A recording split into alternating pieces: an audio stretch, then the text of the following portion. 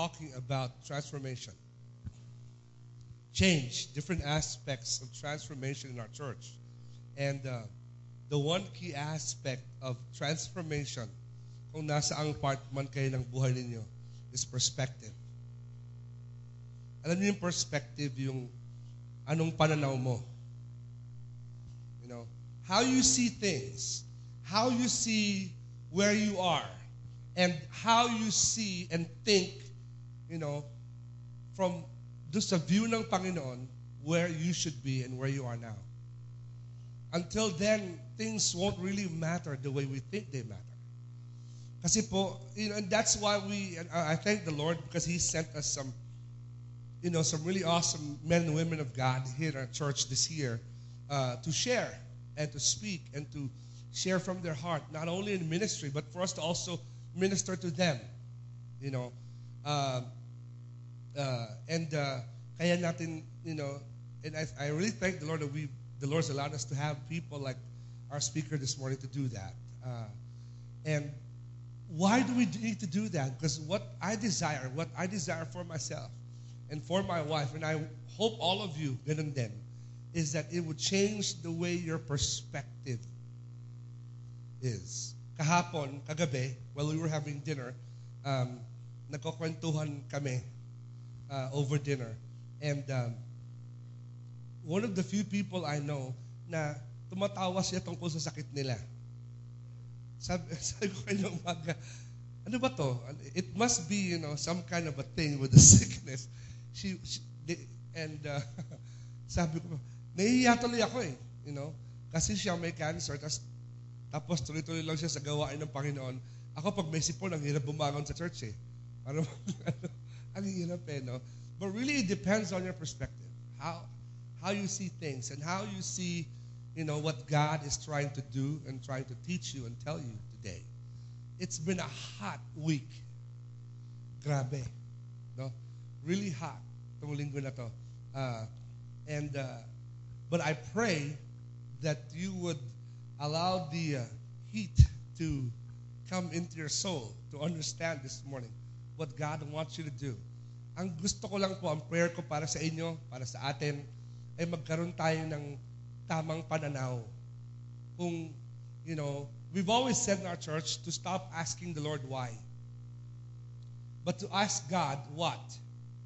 What do you want me to do? What do you want me to know? What do you want me to learn? What do you want me to accomplish with what you've given me today? Today we're going to ask our, some of you, by the way, sorry, I'm going to get into a rabbit trail here. To those of you who, after you hear her, feel that you need someone to hear her testimony again, mamayang gabi po, tonight, she will be at IBC Kanyogan. Unfortunately, that won't be on stream kasi po, wala silang live stream doon. So if they can't be there tonight, tell them to catch it on live stream at our website sa church or sa YouTube channel po ng church natin. Okay? So, hindi, you know, tuloy-tuloy po yan. Okay? But this morning, we are so honored and we're so thankful to have our speaker this morning to come, and pinagsama-sama niya lahat ng kanyang mga schedules from seminars to conferences, and then today. And then she'll be flying back to Palawan, Doc, Tuesday. So pray for her kasi ayaw niya magpapigil. So as she flies back to Palawan on Tuesday to resume ministry, one of the hardest aspects of ministry doon sa lugar na yon. And there's still so much to do and so many places to go and so many people to reach sa Pilipinas. I pray that you would, you know, as she speaks, that you would pray to the Lord and pray for her as the Lord sustains her. And at the same time, get perspective this morning. Our speaker, bring the word through her life testimony is Dr. Welty Villanueva.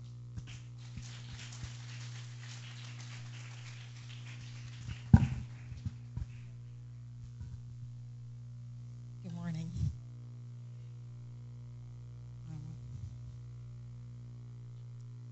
It It's a privilege for me to be here with you this morning to share my testimony, and it has been my utmost desire that my testimony will be able to bless as much people as could possibly can for God's glory. Okay. I want to read to you this morning. I will not be preaching, by the way. I will read to you this morning from the book of Job, chapter 23, verses 8 to 14, which sums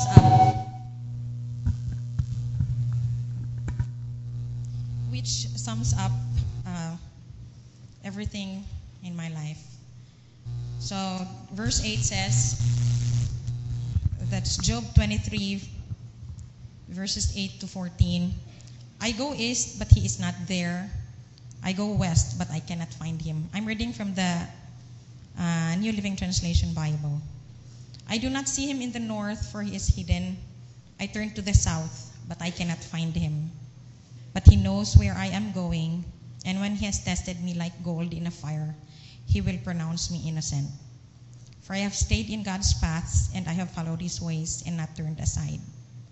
I have not departed from his commands, but have treasured his word in my heart. Nevertheless, his mind concerning me remains unchanged. And who can turn from his purposes? Whatever he wants to do, he does. Again, whatever he wants to do, he does. He will do for me all he has planned. He controls my destiny. Let's come to the Lord in prayer before I start. Father God, I appreciate and we thank you for this wonderful day that you have added into our lives. And we just want to praise and worship you for who you are. And thank you, Lord, because you are the greatest God. And we have you in our lives. You hold our lives together. And we know that all things work together for our good because you are the one who holds our destiny. Lord, be with me this morning as I share my life story, which is your story. And I pray, Lord Jesus, that you will touch as much people as you can. In Jesus' name we pray. Amen. God never moves without purpose or plan when trying his servants and molding a man. Give thanks to the Lord, though your testing seems long. In darkness he giveth a song. Oh, rejoice in the Lord, he makes no mistakes. He knoweth the end of each path that I take. And when I am tried and purified, I shall come forth as gold. I was going to sing you this song, but Pastor James and Isa told me that this is in live stream. So I will not embarrass myself over an audience of plenty of people. No, just kidding. Pero baka kasi magtatakbuhan kayo kung kakantahin ko ito. Anyway, this is a song that has really touched my heart so much. And this has summed up everything that has ever happened to me. I am Dr. Wealthy E. Villanueva, and I am a missionary physician. By the way, I am reading for my cell phone, not because I don't know what to say, but so that I will know when to stop. Because we might, probably finish by 5 o'clock. And anyway, that's spelled wealthy without the A. No. My mom didn't want the A because I might get kidnapped, and we didn't have the money for ransom. But I am more known among the people I serve as Dr. Winky with a G. So Wingky. As to why I was named like this is this story. While still pregnant with me, my mom read the biography of a woman named Mrs. Wealthy Smith. And she was really very rich. But she left all her riches and served as a missionary for the Lord Jesus. Only later did my mom realize that the name she gave me would shape my life story. And it became prophetic, and I also gave my life for the service of the Lord Jesus. Even my nickname was prophetic. I was nicknamed Winky after the wings of the plane because I was born in an air base during a wing hop day of my uncle who was then an Air Force pilot. Never did my mom imagine that I would then be flying on airplanes more than 10 times every year. I am a government physician in a primary hospital in northern Palawan, in the town of Rojas, 135 kilometers north of Puerto Princesa City. but I am also a missionary doctor during my off-duty days, working among tribal people group in the mountains of northern Palawan. As to how I got there in the first place is this story. I was born to Cebuano parents, but I grew up in Valenzuela, Karuhatan, Valenzuela, where I was raised in a family background with solid Bible-based values. My mother is an optometrist, while my father was an officer in the Navy. I was trained in Christian schools, one of which was Christian Academy of Manila, where I met Isa, and I took up my kindergarten in Phoebeas College of Bible. I was trained in Christian schools where the Word of God was the foremost thing that was taught before the basic subjects. I loved it so much. I felt so blessed to have been raised that way. But I felt sad that I was so blessed while there were others who weren't, and they would never have the same opportunities that I had. When I was 5 years old, my mother went on a medical mission trip among the Mangyans in Mindoro. And when she came home, she told me my Bible story. Every night, she tells me Bible story during our devotions time. And she told me my nightly stories. And during that nightly story, she gave me a bedtime story about the Mangyans she met in the medical mission trip. She told me of how sorry their plights were and how different and difficult their lives were from what we were used to. You know about stories like when you go to Mindoro, and when you meet the Mangyans, when you buy a sardines, this was part of the stories that we talked about last night. When a Mangyan is able to buy a can of sardine, he will eat the fish in the sardines, but the sauce, ipopomada niya sa ulo niya yon. Why? Because it is a status symbol for them. Like, wow, ang yaman-yaman mo kasi nakabili ka ng sardinas, no? And quite some gruesome stories like when you cross a river, you know a leech or a linta is a bloodsucker, and when it touches your skin, it will stick to it until it has sucked the blood that it needs from you. So when the Mangyan crosses a river, so mapupuno yung binti niya ng mga linta. And then, so nakabahag yung Mangyan, and then when he crosses the river, punong-puno ng linta yung binti niya. Tapos pag cross niya to the other river, he will wait until the leech has sucked enough blood, and then isi-scrape niya yun, tapos ilalagay niya sa timba. Tapos sasangagin nila yun. Yun yung chippy nila. babalik yung dugo, no joke. And then when they kill a wild boar, do you eat daing here o kaya bagoong? Among the Bisaya is ginamos. So when they kill a wild boar, there's a certain portion, parang yung skin, they skin the boar, and then isasabit nila yon as curtain in their windows or yung sa front porch nila. And then, of course, the maggots will cling to it. And then pag nag-cling na yung maggots doon, so dadami na yung maggots, magkumpleto na at masangsang na yung amoy, parang bagoong na or daing na sa kanila yon. So what they will do is itataktak nila yan sa isang malaking kawali, tapos sasangagin na naman. So may chippy sila. No? Protein yon. Anyway, excuse me, I have to sit down. So those were stories I heard when I was a child.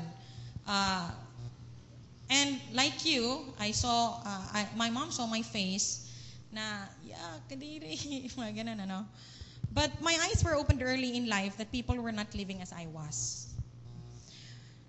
They had so little and I had plenty. Add to that was the fact that the pictures I was looking at were children who, she said, don't know how to read and write. I was somehow made to understand that they were also in dire need of medical help. But more than the material differences we had, she told me that these people have never heard of Jesus Christ as their Lord and Savior. So at the young age of 5, I purposed then in my heart to go there when I grew up and teach them about Jesus. But how better can I serve them if I am a doctor? Yes, I decided to be a doctor at the young age of 5 so that when I grow up, I can make a difference in the lives of such people. It was a dream I had as a child that wouldn't die. I was determined to fulfill my dream.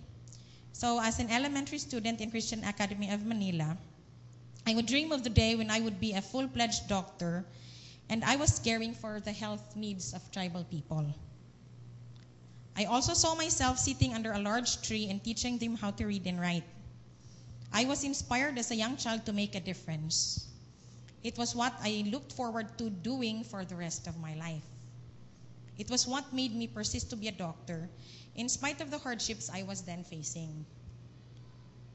In 1986, our family moved from Manila to Iligan City in Mindanao, where the war was quite hot and heated, by the way, at the time. There I continued to finish my studies in Bethany Baptist Academy in Iligan City in 1988, using the accelerated Christian education curriculum, where I finished at age 14. Studying in an ACE school has helped mold me into the person God wanted me to be. It has also helped me to get through the difficult times in medical school, having been trained to be goal-oriented. With all those thick back-breaking books you have to read, you must have a plan as to how many pages to finish in an hour, a day, or a week. So that's the ACE curriculum. It was from my paces that I read of the lives of Dr. David Livingstone and how he poured out his heart for Africa, and Jim Elliot, who gave his life for the Oka Indians of Ecuador. I read a lot of other missionary biographies and autobiographies who did what I wanted to do. I was very passionate. According to a book by Zig Ziglar, to make a difference, passion plays a significant role. To find and develop one's passion is a journey, not an experience. One must follow a process. Some find it early in life, as I did, while some discovering it much later. A noble passion, when found and developed, produces great joy and personal rewards, and offers huge benefits to society as well. I was that passionate that in choosing a medical school and residency training program, I chose institutions and programs that will help train me in community work. I studied in Mindanao State University, where I was a college scholar, and it was the first medical school whose community medicine immersion started even on the first year of studies.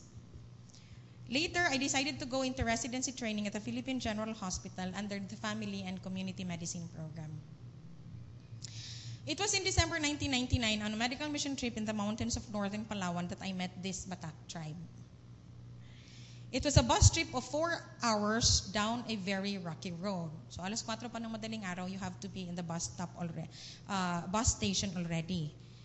And a 7-hour hike up muddy and slippery trails, where we trekked for 2 hours in a very thick jungle up the mountain.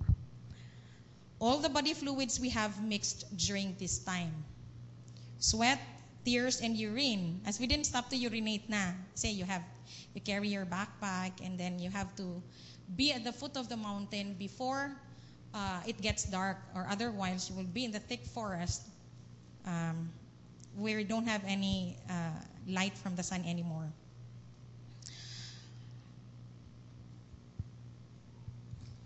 Our guide, who was hurrying to reach the tribal village before it gets dark, was leaving us behind already. So trekking proved to be difficult as the rain was pouring down heavily on the team, and trudging along, you get to step on thick mud where you tend to lose your footwear as it gets buried in the mud. Your back also threatens to give up as you are carrying your own heavy backpack wrapped in plastic inside your bag so as not to be drenched by rainwater that has never stopped pouring since we started our hike. So, sobrang basang-basa na kami noong time na yon. Okay. It was sundown when we finally reached the foot of the mountain, but the tribal village is located in a valley still on the other side of that mountain. So as we started the climb, it was a group of 12 people, and I was the only doctor. And as the doctor, of course, I carried my instruments behind my backpack. So as you trek up the mountain, carry mo na yung own clothes mo, carry mo pa yung medical supply and medical instruments that I needed to use during that time. As we started the uphill climb, I have almost lost my breath, and my body was already numb from tiredness and from the cold rain. May mga kasamahan kami noon that they were saying, Lord, bakit ano po bang kasalanan namin sa inyo? Bakit mo kami pinaparusahan? Because it was really a very, very difficult climb. We started to use already our flashlights as the forest was now cloaked with darkness. We almost got lost in the forest. Finally, after a 2-hour uphill climb, we started our descent.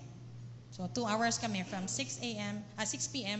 until 8 p.m. and then 8 p.m. in the middle of the forest, tapos pababa ka na naman ng bundok.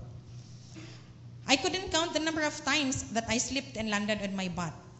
All of the team's flashlights with Energizer batteries have started to fizzle out. And finally, we arrived in the village. The next morning, we started our medical mission with the Batak as we shared the gospel to this tribe. As you share the gospel to this tribe, never silang nakarinig pa about Jesus. And when you talk to them, kilala niyo po ba si Jesus? Sabi nila, ay siya siguro yung kapitan doon sa kabilang baryo. No. Tapos siya papakilala mo si Jesus na siya yung namatay para sa mga kasalanan mo. Tapos, and then you ask them if they want to accept Jesus. And then they will always say yes. Kasi they always say yes to whatever it was the lowlanders will bring to them. But what they say is that when we ministered to them is that we cannot hear the message that you're telling us because our stomachs are gurgling. So you do not stop at the spiritual feeding that you have to give. You also have to feed the body.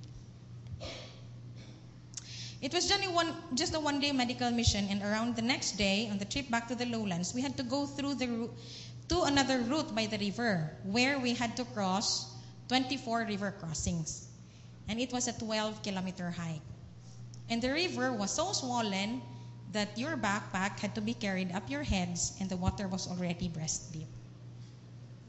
And we had to cross using thick ropes tied from one tree from the other side of the river to the other tree so that you will not be swept away by the raging rivers. The first time I met the Batak, I was in awe. I never expected that there were still tribes living in this kind of existence in the Philippines who, when you look at them, seems to be a Stone Age people living in the 21st century. This tribe was dubbed by the Philippine Inquirer as the Vanishing Tribe. They were then barely 1,000 in number. Okay. This is an article about the Batak from the internet, and it says, the Batak, believed to be the oldest inhabitants of the Philippines, are one of the 3 principal tribes inhabiting the Philippines' last frontier, infamous for its virgin forests and pristine beaches. Punta na po ba kayo ng Palawan? It is a very beautiful place, and I fell in love with it the first time I went there. The Bataks are located in Puerto Princesa City on Palawan Island. The word Batak is a term that means mountain people. They have a very small population and are feared to become extinct over the next few years. Their population has decreased, and the NSO census placed at 364 the Batak population in entire province of Palawan. So they are really a vanishing tribe. Why are we there? We believe that God has led us there because they might be erased from the map of the world without them knowing about Jesus. Women walk about half naked. So naka-topless po sila, bare-breasted, but they wear a very long ngalong. I will be showing you pictures later on, so pardon for those who might be seeing some pictures that will not be pleasing to your eyes. The men still wear loin clothes made from softened tree bark, or we call it the bahag. So galing lang sa puno yon. Tapos didikdikin nila, magiging manipis, and i-wrap nila yan around them. They are perpetual nomads, consistently moving about, searching the jungle for food. They gather rattan vines, almasiga resins, the one that we use for varnish, yung pagpapakintab ng mga wood, and wild honey to exchange for cash or goods to middlemen in towns. Literacy rate is very low. Most have never learned how to read and write, and because of this, they are very prone to be taken advantage of by unscrupulous people who are after their land. Poverty and illiteracy are two sides of a coin that hasten environmental degradation. These two factors often breed conflicts and fighting that result to greater poverty. People who are hungry couldn't care less about what happens to the environment as long as they could first satisfy their hunger. So yun yung mga tribo. Di bali nang maubos yung kagubatan, basta busog sila. Because hindi naman nila alam kung ano yung effect later on. The situation is common particularly with mountain tribes who rely on their surrounding for food and other basic needs. The lack of knowledge and understanding of the consequences arising from misdeeds leads to a poor attitude towards the environment. Indigenous cultures left to themselves will self-destruct. The death rate is very high among elderly and infants, and most succumb to pneumonia, malaria, tuberculosis, and malnutrition. Last year, I had a 15-year-old girl who delivered a baby boy prematurely, and she died as a result of that, and the baby died subsequently. It was a painful experience for the community, but after she died, life just went on. Of course, life also just goes on with us. But it was very simple for them. Education, information, mobilization, and empowerment to indigenous people are keys in arresting poverty and rapid deterioration of our environment. But the Batak don't want to be uneducated anymore. They want to learn how to read and write so that they would be empowered to stop the abuse they have suffered and will continue to suffer from people who just want to deceive them. On the other hand, training of these tribal people is not easy. Very few people would want to work with tribal groups as life is very difficult and remuneration is small or sometimes even absent. People have asked us, Doktora, bakit ba kayo nag-aaksaya ng panahon ninyo sa mga tribong ito? Samantalang they're nothing more like dogs or monkeys. So parang a righteous indignation just rose on me na ang mga taong ito, mahal ito ng Panginoon eh. They're worthy enough, God deemed them worthy enough na ipadala yung kanyang bugtong na anak para mamatay sa cross para sa bawat isa niyon, no? They're no less people than you and I are. So we formed a group and we called ourselves Heaven's Eyes Tribal Missions because we see people as God sees them. People who are simple people just like you and me, amazed by the grace we can find in Heaven's Eyes. Kakanta na naman sana ako, kaya lang baka naman hindi na matapos. Joke. We have a vision to see indigenous peoples that are whole in culture, moral, health, and livelihood. We would like to see them reach out to their own people and serve as models to their indigenous communities. All our efforts are aimed to achieve holistic community development. We are not a church. Our group is not a church. We are a missions organization in the eyes of the church, but in the eyes of the government, we are a non-government organization. We are a missions agency because our primary purpose is to bring these people into a closer relationship to the Lord Jesus Christ so that they will be able to give Him the highest glory possible as creatures of the Most High God. Yeah. We have faced various trials and even mockeries of anthropologists and naturalists. Sinasabi nila, bakit hindi nyo nalang iwan yung mga tribo? No? And they say that they antagonize church workers, deeming that missionaries destroy native cultures and beliefs. Sadly, the opposition is right when churches aim to preach religion rather than having a sincere effort to build up the people. May mga churches na evangelize, which is very well-meaning, no? But sometimes they not only destroy culture, but one result is a drawback in community development. Yung iba naman, sinasabi nila, bakit nyo sila binabago yung kultura nila? But we say that, can a people or culture really survive by itself? Hindi ba pwedeng tulungan namin? So, does no one is an island apply only to non-native peoples? No culture is complete in itself. We believe that God created all men equal to make up for each other.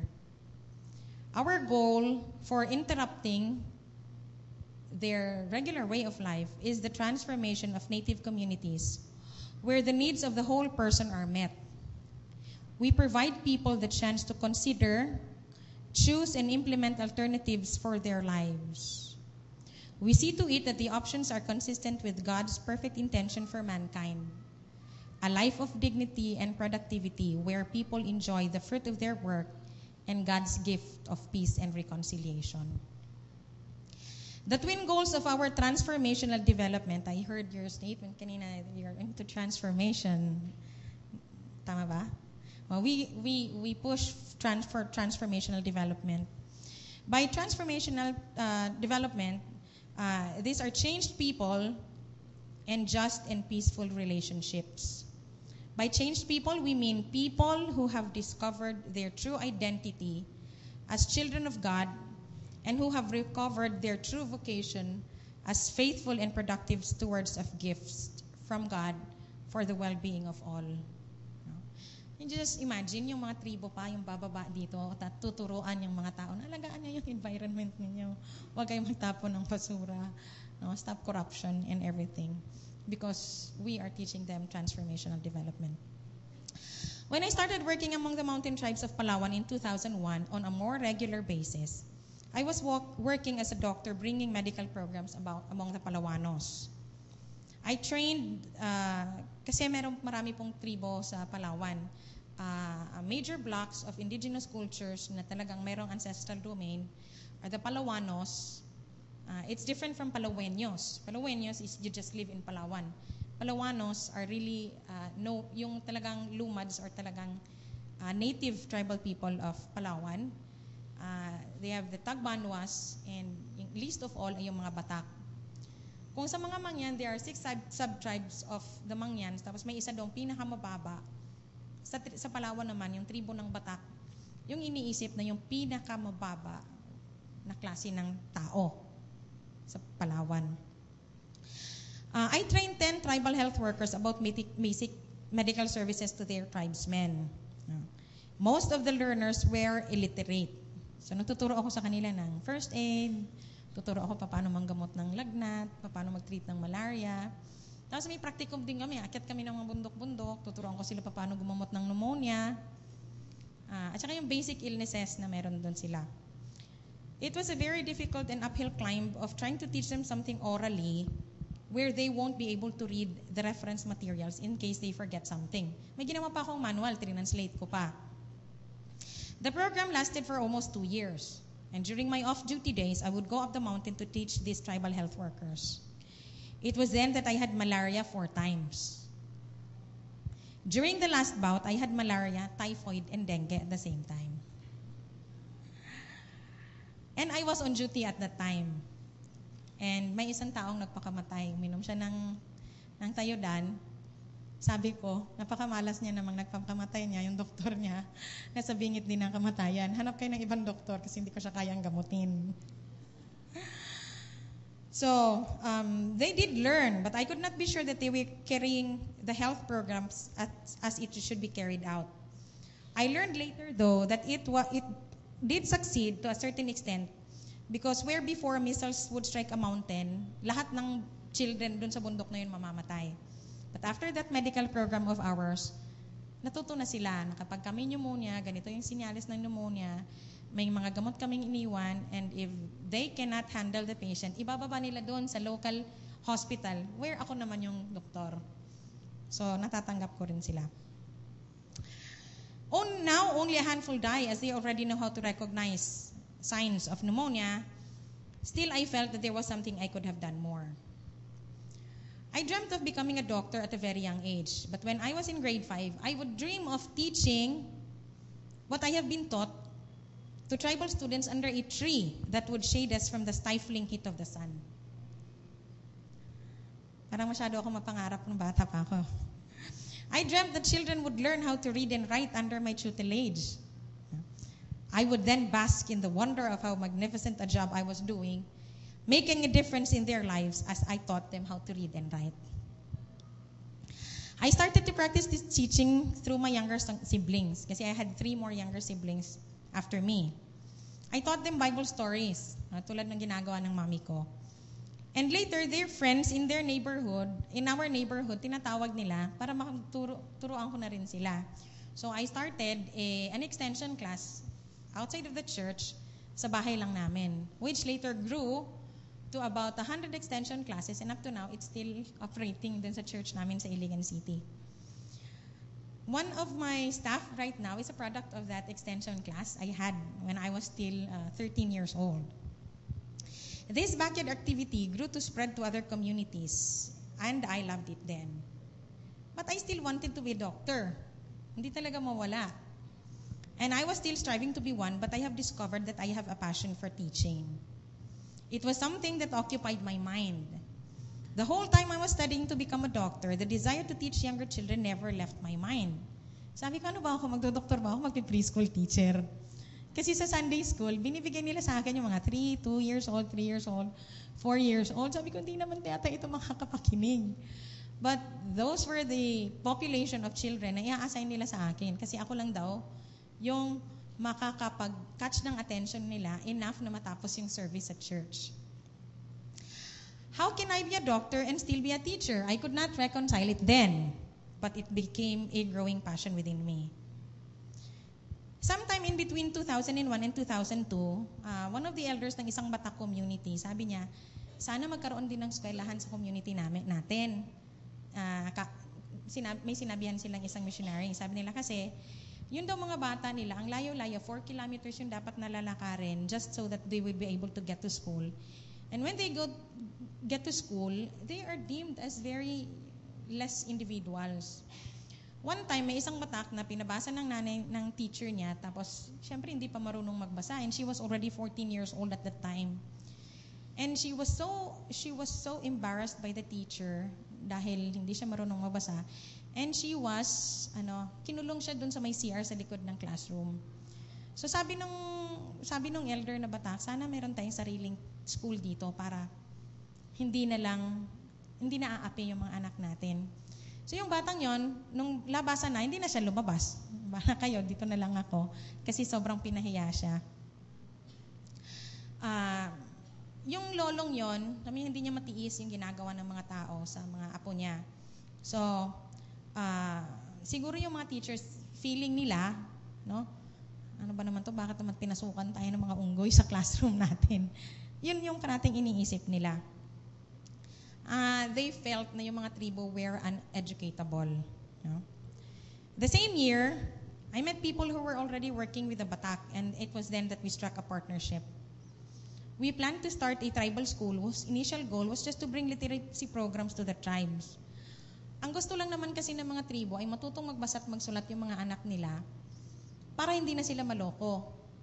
Kasi sa halagang isang kahang sigarilyo o kaya isang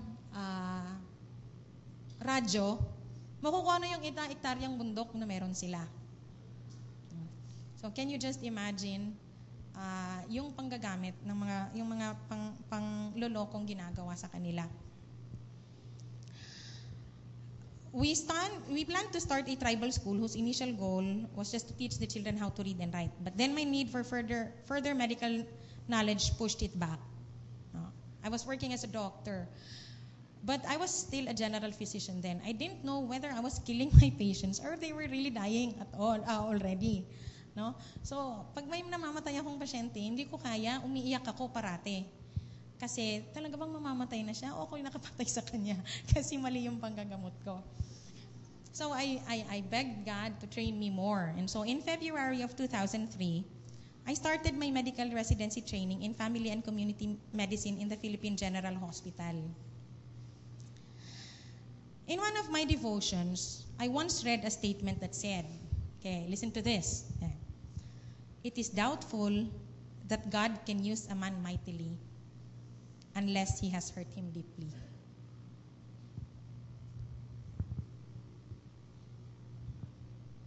Ulitin ko po. It is doubtful that God can use a man mightily unless he has hurt him deeply. That is by A.W. Tozer. Again, for the third time, it is doubtful that God can use a man mightily unless he has hurt him deeply. These were words I never thought could be made real in my life. But I thank God for the biblical foundation that I was raised up with, that no matter what storms come my way, I will keep the faith. Because had it not been for it, I would have cursed God and died. Because in 2003, which was 11 years ago, I was diagnosed with breast cancer stage 3.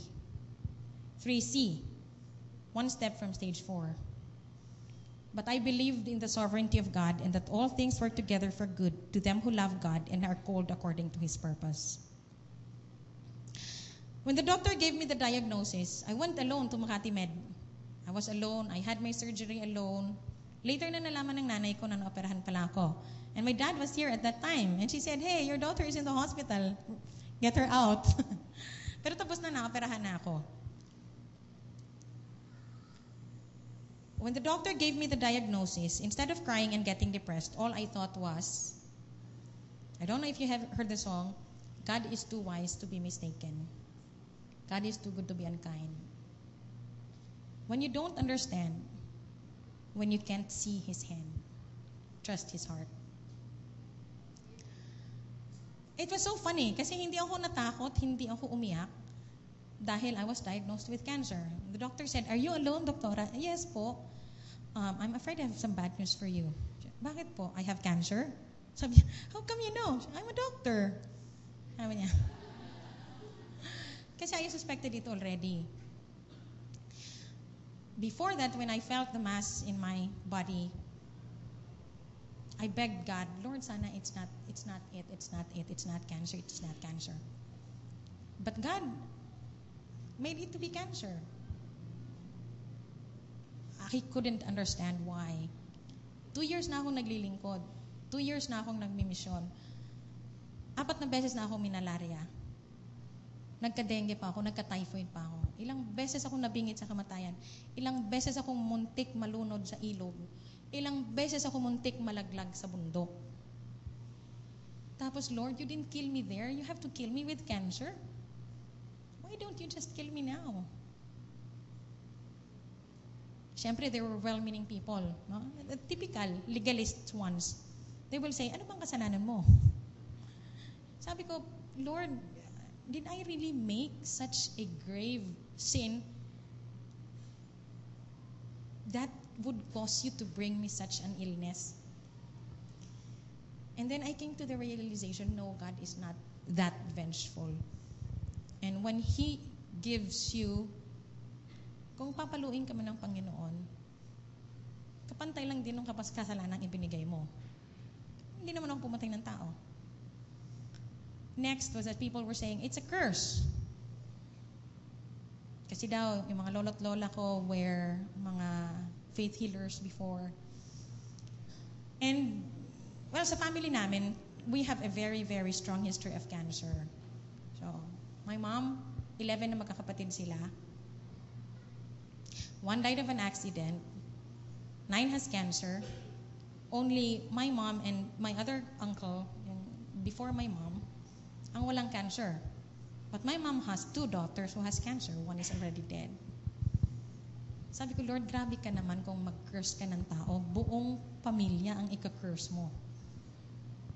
So I was left with nothing else except to believe in the sovereignty of God in my life.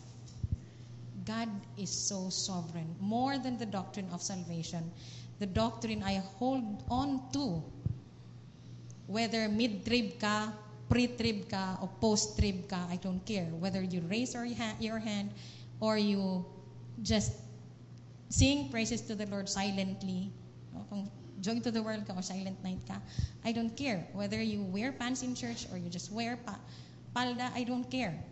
But for me, first and foremost na doctrine is the doctrine of salvation through faith alone by the grace of God and the doctrine of the sovereignty of God. Ano man ang mangyari sa buhay ng isang tao, it is only because God has ordained such event to happen in your life. John 12:24 says, "Except a corn of wheat fall into the ground and die, it abideth alone. But if it die, it bringeth forth much fruit." My cancer 11 years ago was my death. I died during that time. But it bore much fruit.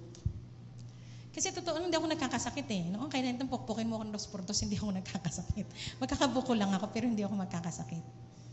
But when the illnesses started, later, I will tell you kung anong naging realization ko. Bakit? Parang, isa nga habang pinakikinggan niya ako, parang iniisip, kung meron mang taong malas, siguro ako na yung pinakamalas sa lahat ng sakit. But God has a purpose, and I'll tell you later. While I was lying in bed, agonizing over the devastating effect of surgery to my morale, vomiting all over from the side effects of chemotherapy, losing my hair. I lost my hair. I was so bloated, I was kalbo, and I thought my teeth were falling off. I couldn't bear to look at myself in the mirror. In fact, nilagyan ko ng towel yung salamin because I hated looking at myself. Pero pag tinitingnan ko yung sarili ko sa salamin, tawa naman ako ng tawa kasi I looked so funny. The dream of starting the tribal school returned and kept me from going crazy. Feeling ko mamamatay na yata ako. Mamamatay ako doon sa depression, parang maluloko na ako kasi wala kang ibang magawa. I am a doctor. I can't just go back to my work because my work means seeing patients who are sick. And if you're going through chemotherapy and if you face a patient, yung sakit niya makukuha mo. So hindi ako mamamatay sa cancer. Mamamatay ako sa TB o sa pulmonyang dadalhin ng pasyente sa akin. God allowed that experience to use me to start a tribal school together with local cross-cultural missionaries. It brought me a sense of renewed purpose. It gave me a sense of purpose to fight the battle. In between my chemo treatments, I started to talk to people about this plan. And slowly things fell into place. The people I met gave financially for the project. The training of the teacher pushed through and the tribal villagers started to build the school using the materials available in the village. Nipa lang. Tapos coconut trees lang yung ginamit. So in 2003, we started a school that brings Bible-based Christian education to these people. It was a passion I had that could not be stopped, even though at that time I was still struggling to survive the treatments for cancer I was battling with. Tapos ninanakaw ko yung cancer treatment ko. No, pardon the term. Pero halimbawa may pera ako for chemo. Tapos sasabihin doon sa Palawan, kasi syempre meron ng cellphone. Dok, wala na pong pagkain yung mga bata. Okay, sige. Tapos sasabihin ko sa kapatid ko, magpadala ka ng perang ito. Pero that was supposed to be for my chemo treatment. Pero pinapadala ko doon. Kasi parang sa isip-isip ko, hindi man ako mabuhay sa chemo na to. Yung mga bata kailangan nilang mag-aral. I became the school administrator, planning for the yearly program and managing the affairs of the school, though I was far away. Siyempre, modern technology na. No? Di gamitin natin yung modern technology. Baka akala nila, porkit nasa bundok kami, hindi kami marunong gumamit ng cellphone. Okay. So, using teleconference with the teachers, nakakapag-usap ako sa kanila, na ma-manage ko yung sila yung nag-i-implement ng mga programs. Other outsiders mocked our efforts to help the tribe. Sabi nila, wala namang mga pinag-aralan yung mga yan eh. Naglalaro-laro lang yan. No? But as we persisted, the change to these tribal children became obvious, and they are now able to perform in various barangay activities that wow the audience. No? Mamaya makikita nyo, may performance sila at a video, and they surprised sila na, wow, tribo marunong mag-English. Tribo marunong kumanta. No? Later on, our detractors themselves became our allies as they saw the change happening. Funding was always a challenge, and is. But the Lord just provides our needs just at the right time. Hindi kami kumikilos dahil may pera kami. Kumikilos kasi kami, wala kaming pera. Pero may napakalaking Diyos kami na nagbibigay. No? Ang laki-laki ng bangko namin eh. There are only very few of us working full-time on this work. We are not salaried. Empleyado ako ng gobyerno. Yung salary ko pa yung nagagastos ko. The teachers have only a very meager allowance.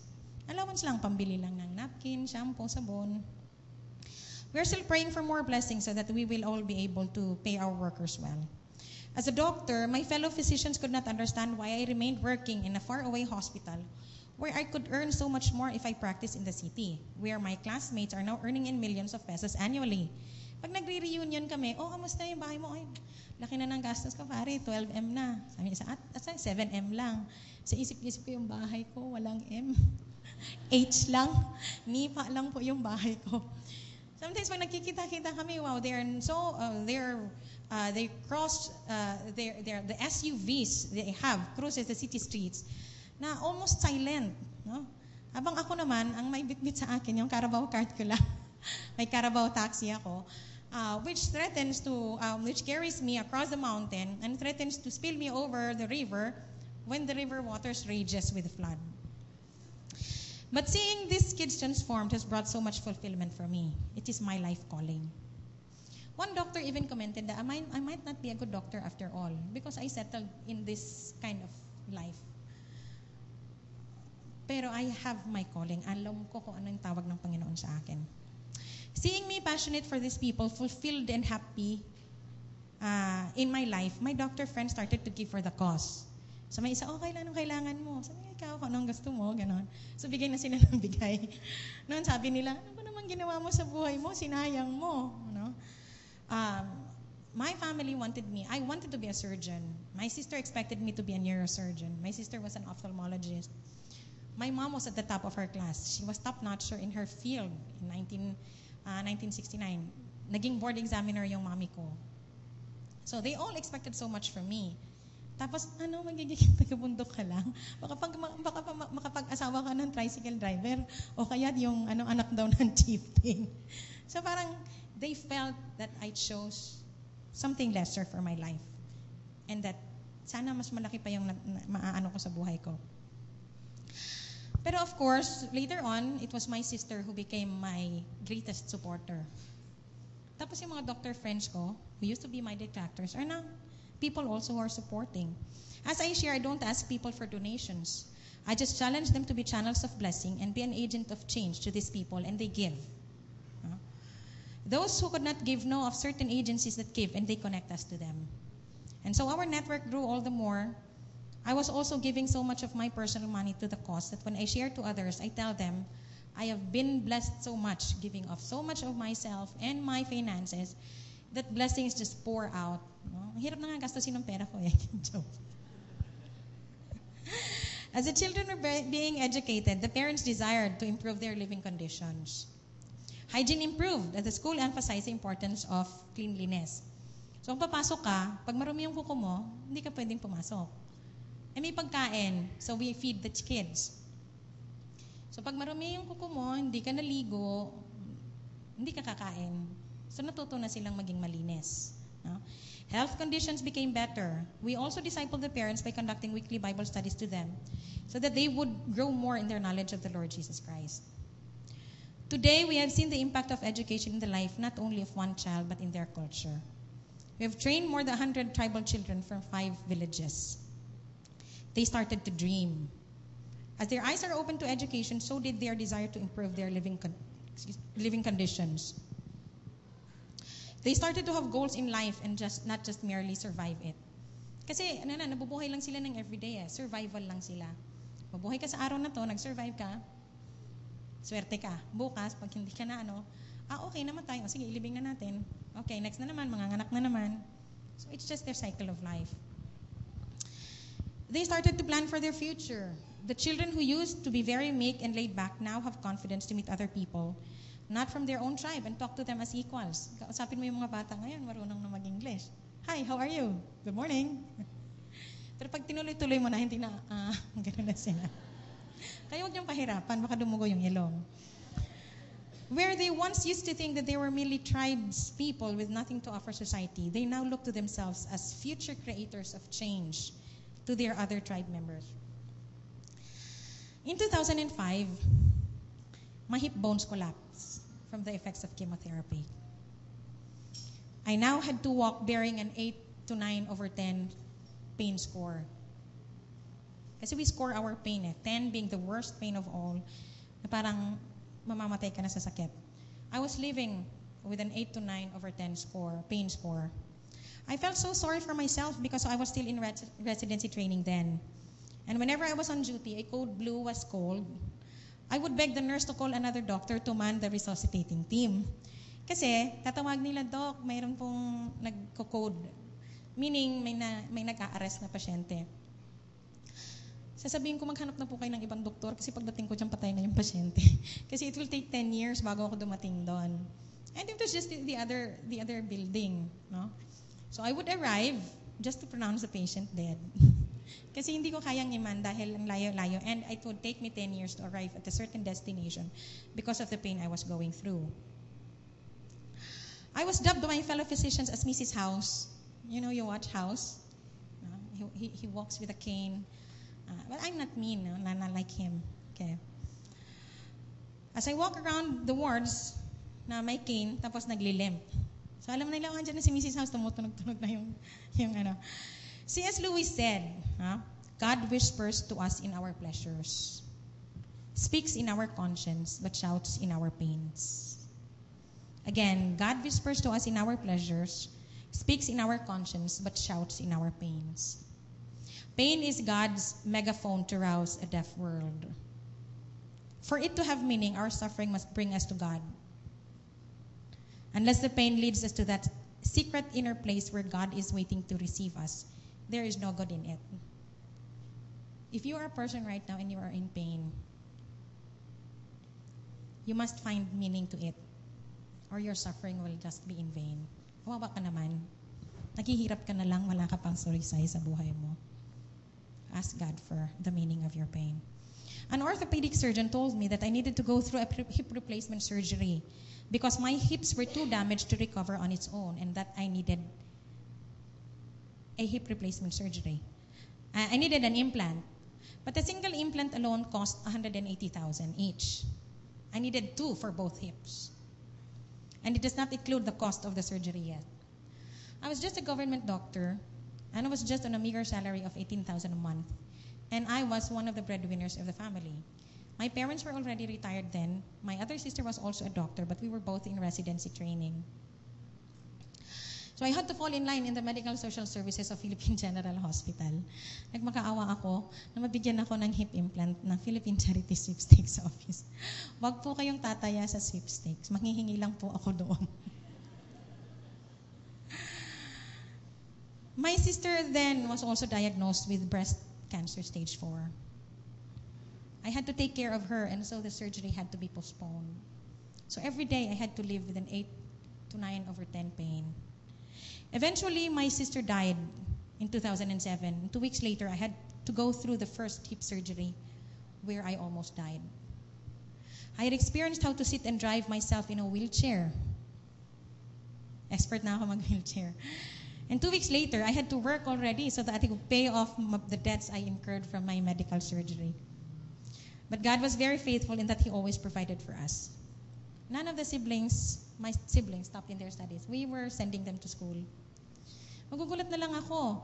Yung ATM ko, expected ko, papasok yung sweldo ko. Siyempre, pawala na kasi may naka-sick leave ako. Bilang, uy, may ganitong libo. Sabi ko, wow, milagroso yung ATM ko. God is able to produce miracles. Kasi alam niya kailangan ko yun. At alam niya na for me to get well and to go back to what I was doing, He had to provide. So relax lang ako. Kasi sabi ng doctor ko, Winky, kailangan mo ng ganitong chemo. Magkano po? 50,000. Lulunukin mo na lang. Saan ako kukuha ng 50,000? 50 pesos nga wala ako. But God was able to provide. And so the song continues. Yung kaninang when I first started. I could not see through the trials ahead. So I looked at the cross of my Savior instead. I bowed to the whim of the Master that day. Then peace came and tears spread away. Oh, rejoice in the Lord. He makes no mistakes. He knoweth the end of each path that I take. For when I am tried and purified, I shall come forth as gold. Yun yung kantang parati kong pinapatugtog sa cellphone ko. Sabi ng friend ko, ayoko yung kanta mo, naiinis ako. Kasi ayaw niya daw na siya susubukan ng Panginoon.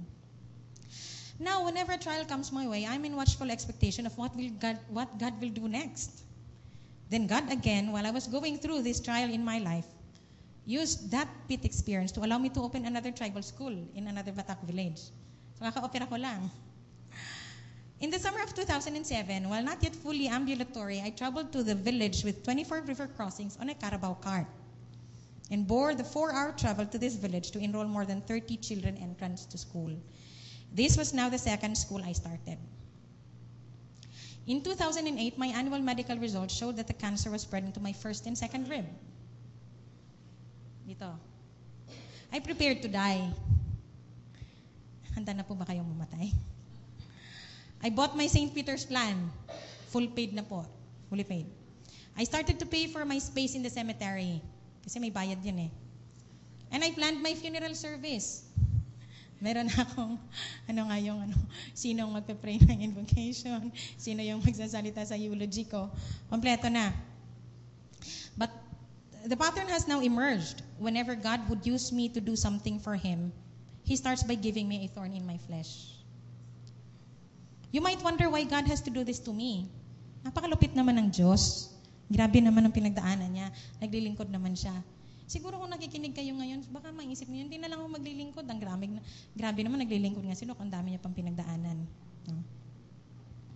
I wondered as well. Totoo lang. I do question why, Pastor. But the why that I ask is in reverence to God. Lord, why? Bakit po? Tulungan niyo po ako matutunan kung ano yung dapat kong matutunan sa pinagdadaan ko ngayon so that I would not have to go through this again. No, hindi yung, bakit naman kasi ganun eh? Parang very irreverent ka sa Panginoon. And you know what? God will just answer your questions very, very softly. And the questions that He will give you is one, the answers that He will give you is one that will just, lull you in His sweet, sweet presence. At hindi ka makikipag-wrestle. God taught me later that it had to happen to keep me grounded in Him so that I would never claim any glory for what the Lord has done through me. In these thorns in my flesh, I am able to bring Him more glory for who I am. Who am I who could do these things if not for the grace of God? Sino ba naman ako? Hindi naman ako si Superwoman. Baka apelido ko yun. Joke. In 2010, the cancer has already spread to my 4th and 6th rib. I've already come to terms that this is the way the grand weaver is weaving me and to make me into a beautiful masterpiece. No, siguro kayo ngayon ang gulo-gulo ng buhay ninyo. Pero alam niyo, marunong ba kayo magborda? No, alam niyo niya buborda? At the back, it might seem like it is a very, very messy thing. But God is weaving our lives, my life. At pag natapos yon, pag hinarap na yon, it's a very, very beautiful masterpiece. Na others can't help but to just give God the glory for the beautiful masterpiece He have turned out to be. I may seem like a mess now, but He's not finished with me yet. I learned not to complain. I love this poem that Steve Saint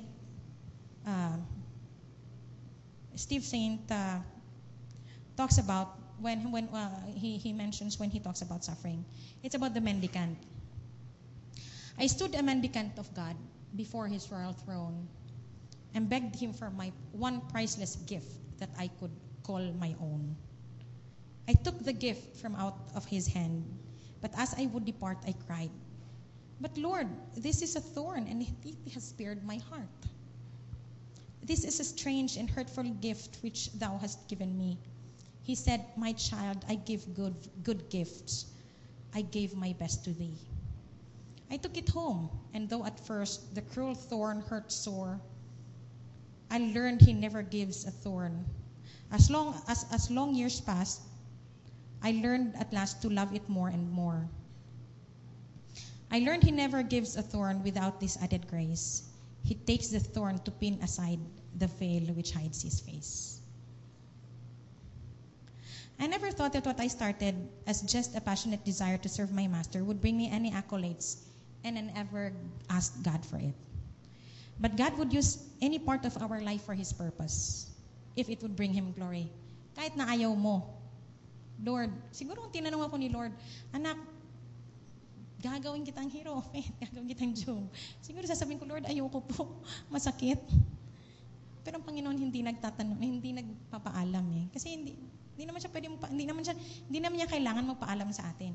Kasi siya naman ang may gawa sa atin, di ba? He is the potter, we are just the clay. So he also didn't ask for my permission. In November of 2010, I was awarded the Gawad Henny Lopez Jr. Bayaning Pilipino Award, besting more than 300 nominees. In my acceptance speech, I boldly proclaimed in Philippine television that what God has done for us was nothing compared to the sacrifice our Savior Jesus Christ did at the cross of Calvary to redeem us of our sins just so that we could have everlasting life. And I was able to give God the glory. The impact wouldn't have been as much if I was just a doctor who went to the tribes. Kasi marami namang mga ganon, di ba? Malalambot yung puso. But a doctor with cancer who had hip replacement surgery to do what I was doing, only the love of God which flows through me would bring out such love for other people as well.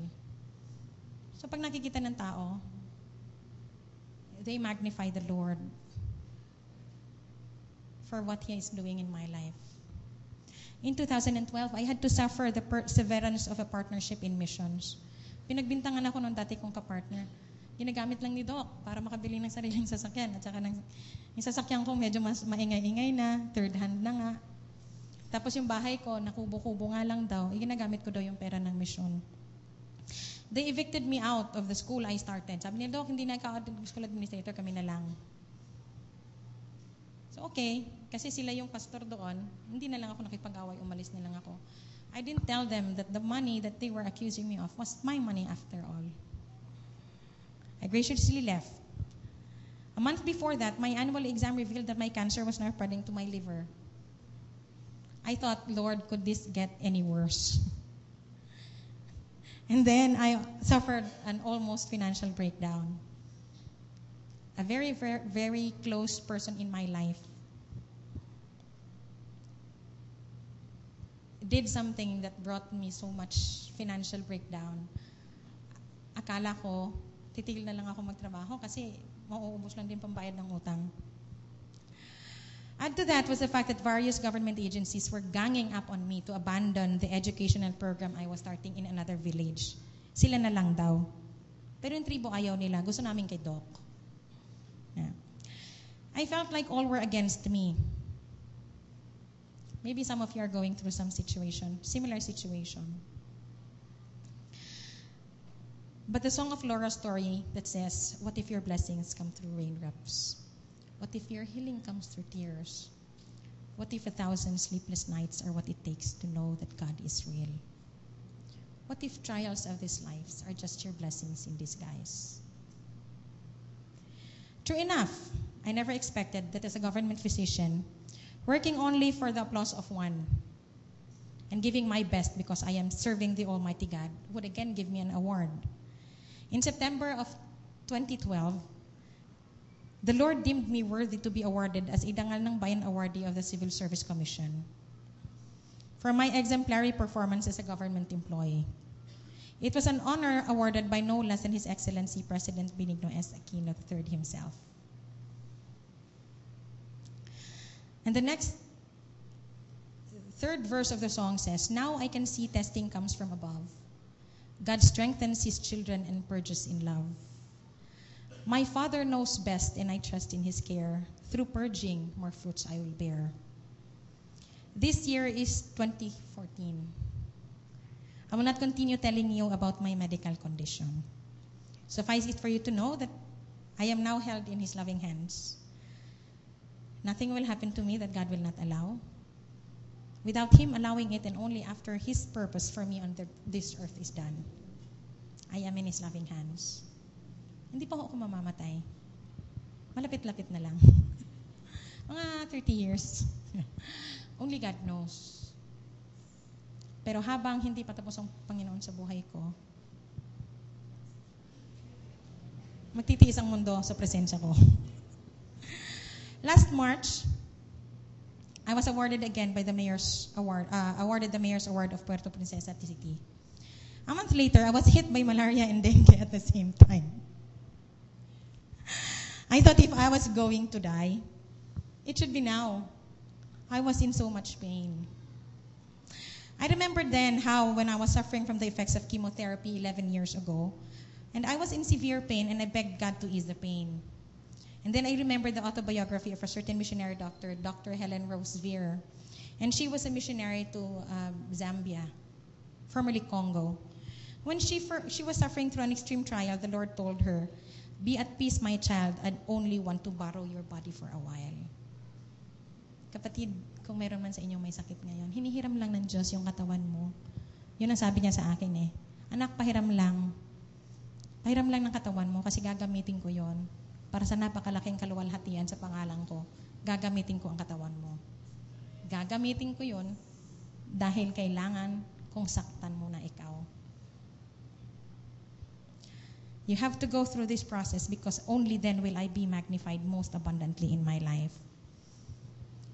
And then, just like Dr. Rose Veer, I felt absolute peace within me.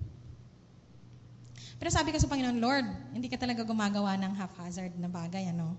When you give me awards, it comes one after another. When it comes to illnesses, it comes one after the other. Sabi ko, grabe ka naman, Lord. Parang natatawa na lang ako kasi yun na lang parate. And then I thought of the life of Job and how he told his wife when she urged him to just curse God and die. Job told her, "Shall we accept only good things from the Lord and not bad things?" I also thought, shall I accept only honors and awards from the Lord and not illnesses as well? Blessed be the name of the Lord. I asked God to relieve me of the pain, but I remembered I asked the Lord to spare me one more day to tell I asked the Lord to relieve me of the pain. I thought I was going to die. I was so out of breath because of the dengue. I was already in shock from the dengue. And I also had malaria just last April 19. Today is May 18. Anniversary ko bukas. Pero hindi niya pa ako kinukuha. Kasi sabi ko, Lord, pwede ba kung kukunin mo na ako? Payagan mo naman ako magpaalam lang sa mga mahal ko sa buhay. Payagan mo naman ako, sabihin ko lang sa kanilang mahal ko sila. Payagan mo naman ako makapagpaalam sa mga kasama ko sa bundok. Pero sabi ng Panginoon, hindi pa anak. Bakit kaya hindi pa ako inuuwi ng Panginoon, ano? Kasi ate ko, ang bait ng ate ko eh. Sobrang bait niya. Mas mabait sa akin yun. Pero hindi pa ako kinukuha ni Lord. Bakit kaya?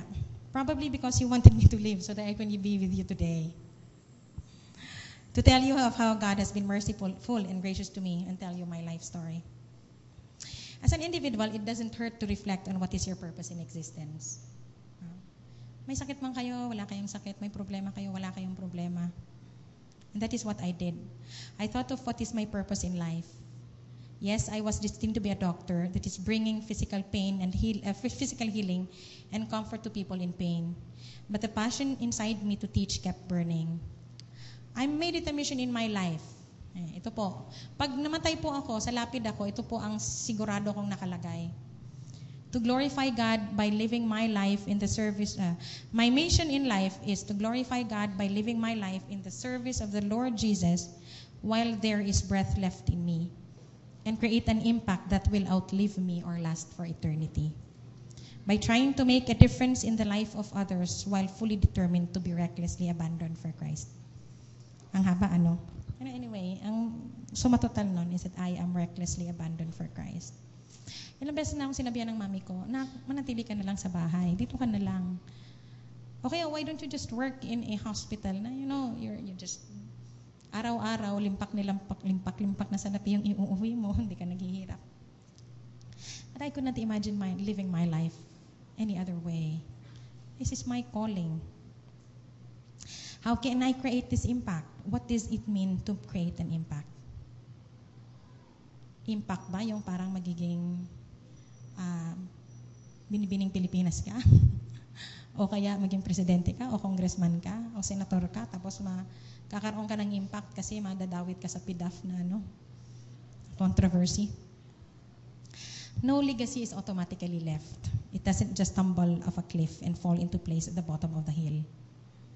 It's a result of creating it, thinking about it, preparing for it. And it has no age limit. So you might be 72 years old right now and you haven't created an impact in your life. It's not too late. All of us has to give serious thought and lengthy thought to the legacy we want to leave.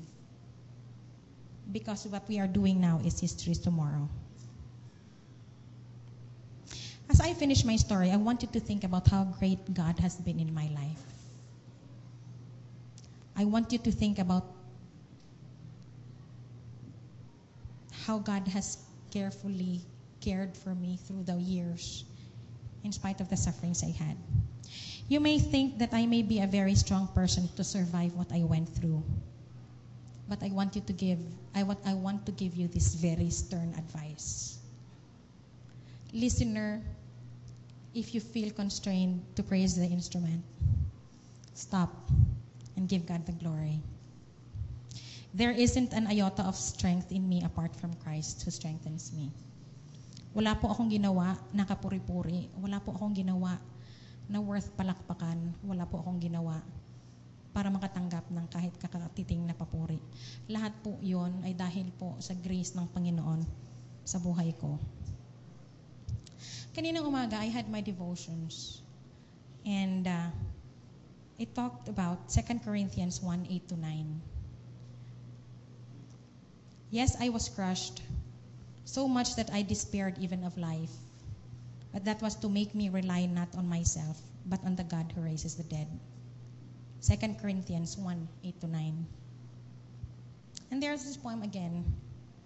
I read, pressed out of measure and pressed to all length. Pressed so intensely it seems beyond strength. Pressed in the body and pressed in the soul. Pressed in the mind till the dark surges roll.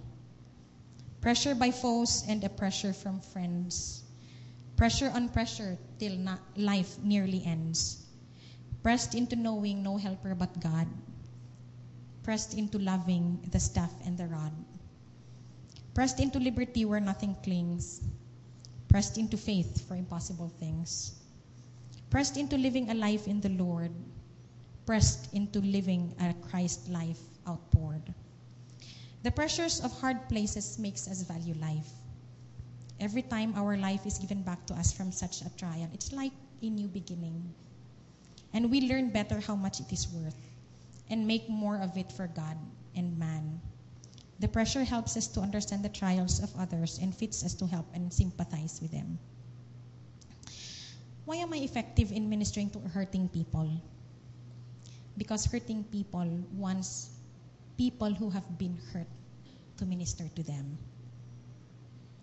I've heard from Isa stories of people here who are going through very difficult times. And yet somehow I could not summon up, I'm sorry, I don't feel sorry for you. I feel excited for all of you.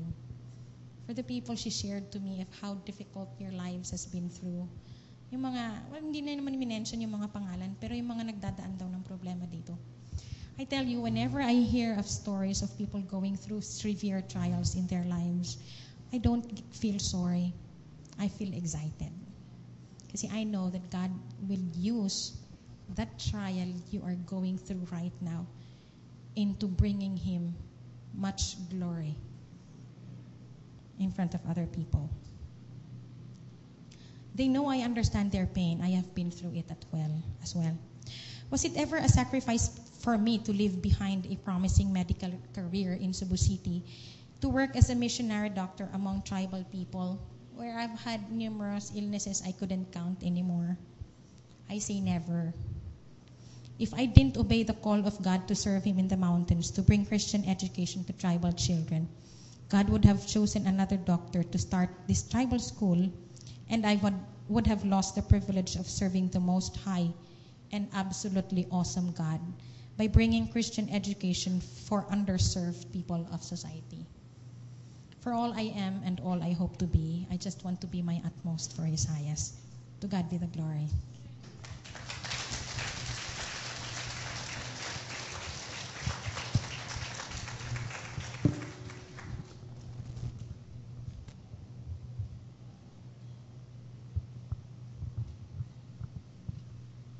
We will be showing you a slide. May volume, may sound din.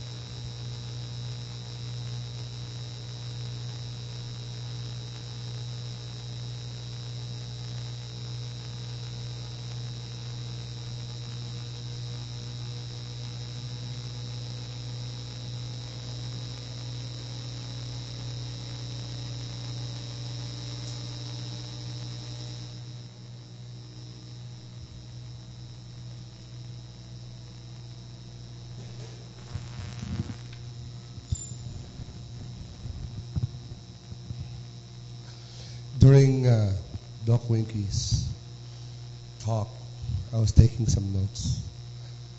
I've heard a lot of those quotes. Pero hindi ko kasi ginagamit kasi mahirap gamitin yun.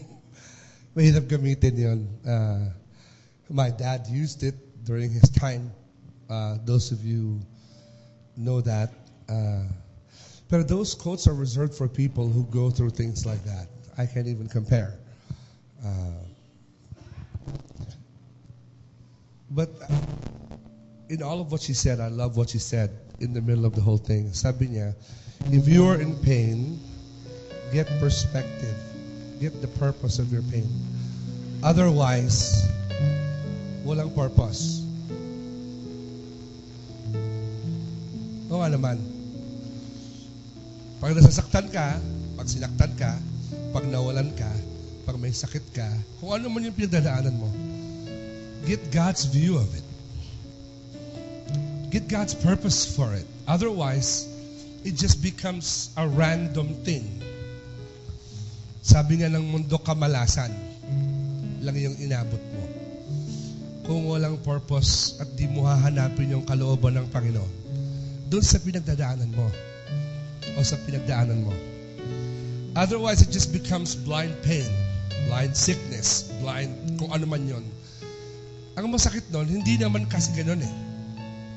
And it's not that way. I remember hearing the song, God Never Moves Man. I remember that song from way back then. Mahirap kantahin yun. Puro mahirap kantahin sa kasabihin yung mga verses na yun. One of my favorite authors, A.W. Tozer, when she quoted, it's like, oh wow, there's that quote again. It comes back to my mind. God can't use you, wow, greatly unless He's hurt you deeply. Only a few people are able to say that. Pero alam niyo, may mas malaking purpose doon eh.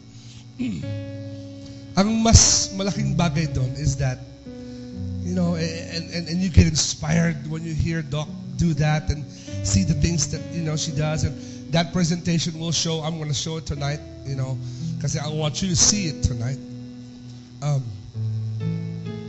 Pero we don't want you to be inspired today. We want you to move. This church isn't about inspiring people. Ma-inspire ako. I believe that's not just God's purpose for you today. Yung bang yung ma-encourage ka lang. Merong mas malaking purpose than being encouraged in where you are today. And that is to understand that God has a bigger, greater, huge plan for you. In your suffering, in your success. Otherwise, alam niyo yung success, useless din yun eh. Pag walang perspective ang Panginoon, you just go from one award to the other. Napuno lang ng plaki yung pader mo. Tapos, ano yun? I remember my dad, he received so many plaques from all over the world. Wala nang wallpaper yung opisina. To those of you know that, sa church office, wala na kaming wallpaper. Halos huwag nang pinturahan sa dami ng plaki doon. You know, kinakahon na nga dahil hindi na kasya. You know, kinakalawang na nga dahil hindi na maubos-ubos yung sa dami. Pero, that's not, wala din yun. We're blessed today, we understand today because of how He's lived His life. And today, that's what I pray that you all will get, is to get the purpose and perspective of God. Kasi only when you receive the purpose and perspective of God can real transformation happen in your life. Yung tunay na pagbabago, not only in your everyday life, in your everyday pain, in your everyday suffering, in your everyday success, more so in salvation. That when you see that Jesus died because He wants you to become His child. You know, not a servant, but a child. Nasubukan niyo na bang makipag-usap sa isang servant? O sa isang slave? Iba yung pananaw niya kung siya yung heir. Kung siya yung tagapagmana. Yung narinig niyo today, heir. You know? Kasi kapag ka nahirapan na po yung alipin, nagagalit yan sa amo eh. Ginagawa sa akin to. Pero yung anak, kuminsan kahit hindi niya maintindihan yung galaw ng tatay niya, alam niya eh. Pero hindi, tatay ko yan. He's my dad. He knows what's best for me. And today, this morning, that's what I pray that you will receive today. Is that you will come to church with an understanding that maybe God's not called you to cross 24 rivers. Maybe God's just allowed you to be where you are to cross one street and make a difference. Or to cross yung aisle ng opisina to make a difference. Ang dami ko nakikitang mga malalakas na tao na kung gumawa para sa Panginoon, I say to myself, you can do so much more and be so much better. And I pray today that you would do that today. I'm not here to stop you from your pity party. I'm here to ask you to look at what God wants you to do, to experience what God wants you to experience, to know what God wants you to know. And it starts with a simple prayer. Unless you heard it. Through the whole, to the whole presentation, to the whole testimony today, it always came back down to, Lord, anong gusto mong gawin ko sa nangyayari ngayon? Ano to? What do you want me to do with this? Pinapakinggan ko si Doc. There were some details that I heard for the first time kanina. Sabi pambira, siya na lang nagtrabaho na pagbintangan pag magnanakaw. Siya pa yung pinaalis, siya pa yung, parang familiar yung kwento na yun. Kwento ng tatay ko yun. Kulang lang, Doc, nakulong. Di kailangan ko ng tatay ko nakulong. Man, what God can do to people and through people who have a different view of life. And today I want you to get that. If you serve the Lord today, that God would put a fire in your heart to serve God more. If you are in pain today, that God would give perspective to your pain. That you would, Lord, whoa, ang dami po palang pwedeng gawin. Kasi sa atin normally pagka may masakit, maraming pagpapala, ang una natin ginagawa, nagsiset tayo limitations. May sakit na ako, hindi ko na pwede gawin to. Ang dami kong pagpapala, baka maubos. Nagbabakod kagad tayo.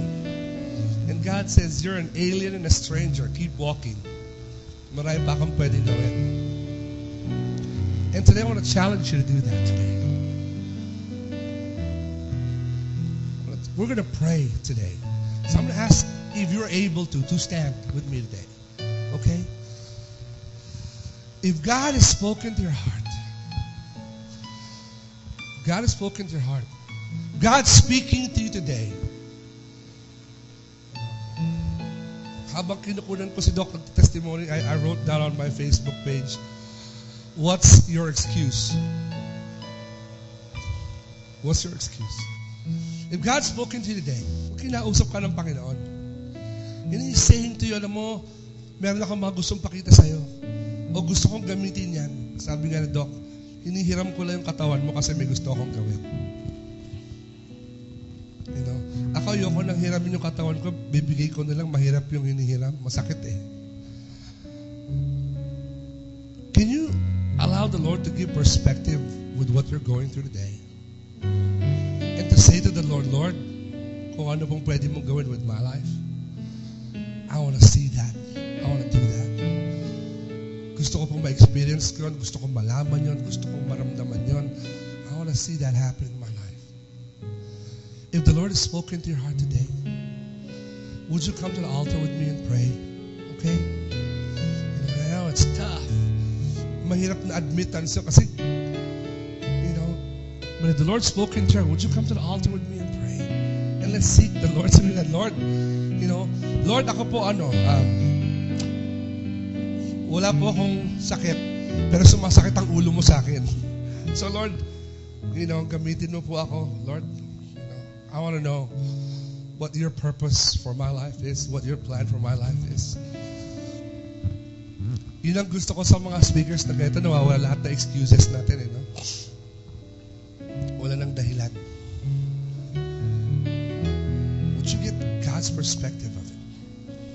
I'm not saying that after the service this morning, pag upo mo sa upuan mo, liliwanag lahat ng bagay.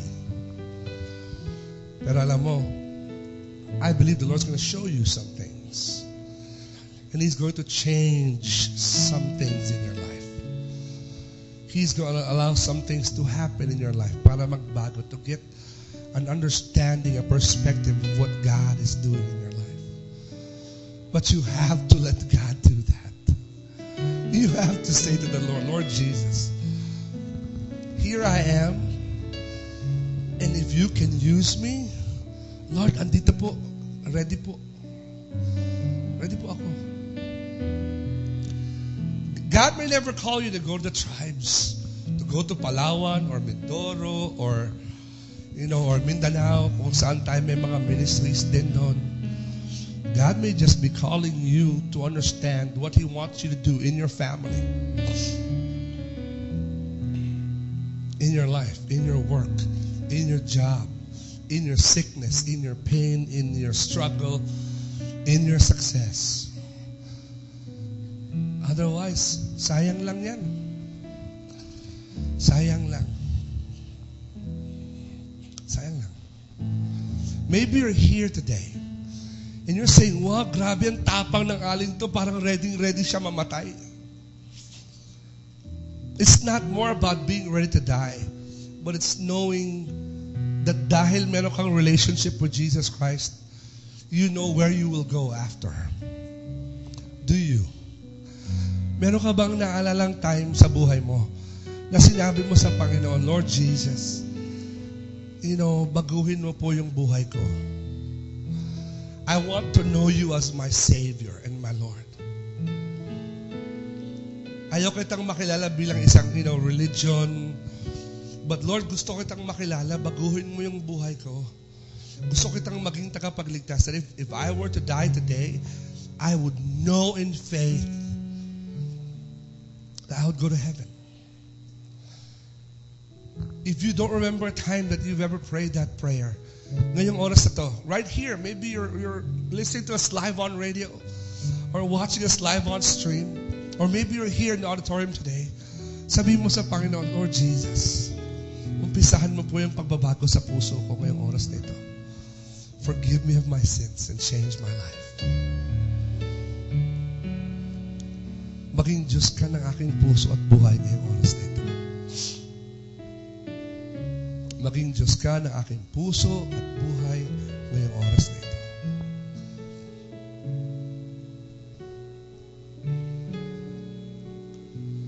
If you're here today,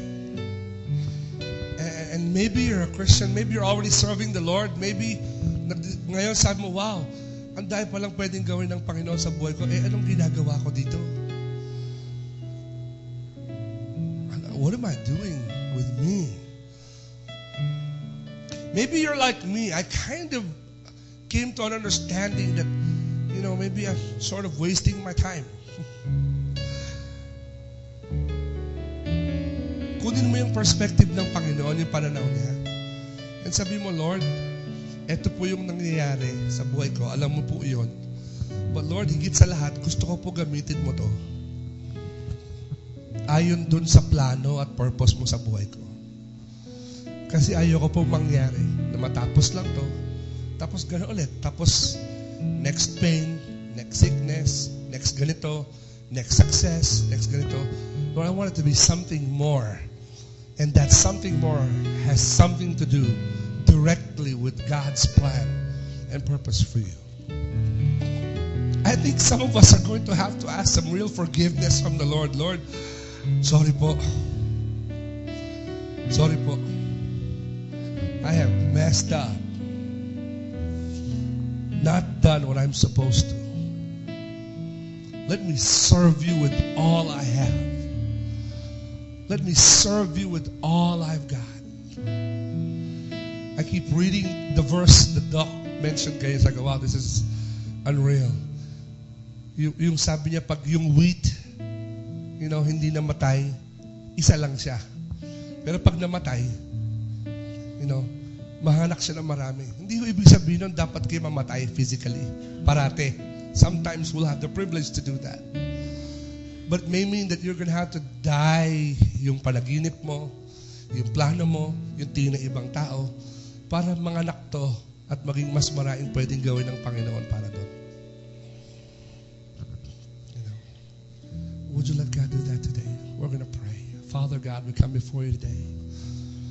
We thank you and we praise you for your wonderful blessings. We thank you for the ministry, Lord, of Heaven's Eyes. We thank you, Lord, for the ministry of Doc Winky. We thank you, Father, for allowing our paths to meet. But most of all, we thank you for who you are and what you desire to be in our life. We thank you, Father, for speaking to us. We thank you, Father, for showing us perspective, Lord. Doon sa gusto mong mangyari sa buhay namin, Panginoon. Lord Jesus, I pray that you would allow yourselves to be so clear in the hearts and minds of people today. Especially those who are in the altar today. Lord Jesus, ipakita mo sa kanila, Panginoon, yung mas malaki, yung mas dakila, yung mas magandang plano mo, Panginoon, sa kanila. Na hindi ito, Panginoon, just something they go through, just something they have to bear, something they have to celebrate, but it's something you want to use for you. Something you want to use for you. Lord, hindi ko ma-imagine, Panginoon, kung papaano kaming nasama sa plano mo when I think of how mediocre we can be sometimes. But Lord, salamat po dahil napakabuti mo. Salamat po for people that serve faithfully, Lord, in your field, that move us and inspire us and confound us and rebuke us. But most of all, Father, challenge us to push forward for your cause. Lord, bigyan mo kayo, Panginoon, ng mindfulness, ng kalinawan ng isip, ng pagkakaintindi, Panginoon, na sa gitna, Panginoon, ng lahat ng provisions mo in our church, in our ministries, Lord, there's still so many people that need you in their lives. Help us to shift, Lord, to transform from looking at ourselves to looking outside to others. Help us to transform, Father, from living as servants to living as your children. Help us, Lord, na makakuha ng tamang pananaw, ng perspektibo, Lord, ng perspective, at ng plano, Panginoon, ng purpose sa lahat ng nangyayari sa amin, Panginoon. Only then can we be effective tools for you, Father. Lord, we praise you and thank you. In your name we pray.